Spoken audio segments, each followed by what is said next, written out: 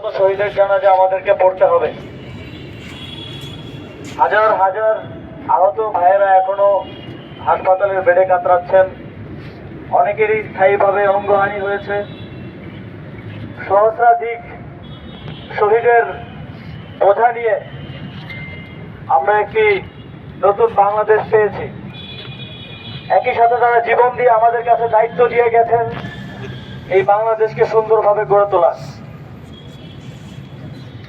এই নতুন বাংলাদেশে যাদের জীবনের বিনিময়ে, রক্তের বিনিময়ে এই বাংলাদেশ গড়ে উঠেছে, তাদের প্রতি সর্বোচ্চ ন্যায় বিচার এবং ইনসাফ না আসা পর্যন্ত যারা এই ঘটনা ঘটিয়েছে, যারা এই রক্ত ঝরিয়েছে, যারা বাহিনীগুলোকে আমাদের আন্দোলনের বিরুদ্ধে লেলিয়ে দিয়েছিল, যারা ছাত্রলীগ, যুবলীগ, আওয়ামী লীগের অস্ত্রধারীরা গুলি করে আমার ভাইদেরকে শহীদ করেছে, তাদের রাজনৈতিক পুনর্বাসনের কোনো সুযোগ, সর্বোচ্চ শাস্তি এবং প্রত্যেকটি অপরাধীর বিচার নিশ্চিত না হওয়া পর্যন্ত হবে না। অন্তর্বর্তীকালীন সরকার আমাদের শহীদ ভাইদের পরিবারের দায়িত্ব নিতে গৌরব বোধ করবে।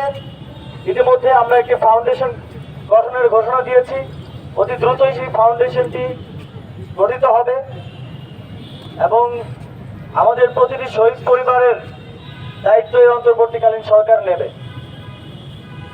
আপনারা জানেন, আমরা একটি ক্রান্তিকালীন সময়ের মধ্য দিয়ে যাচ্ছি পুরো জাতি।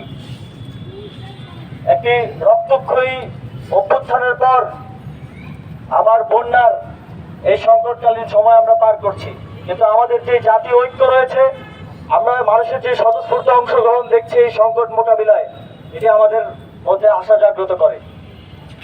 আমরা আশা করি এভাবে ঐক্যবদ্ধ থেকেই যে স্পিরিট নিয়ে আশিক শহীদ হয়েছেন, সেই স্পিরিটকে আমরা ধারণ করতে পারব এবং যেই বাংলাদেশ বিনির্মাণের আশায় জীবন দিতেও কুণ্ঠাবোধ করেনি আশিকের মতো আরো সহস্র শহীদ, সেই বাংলাদেশ আমরা বিনির্মাণ করতে পারবো।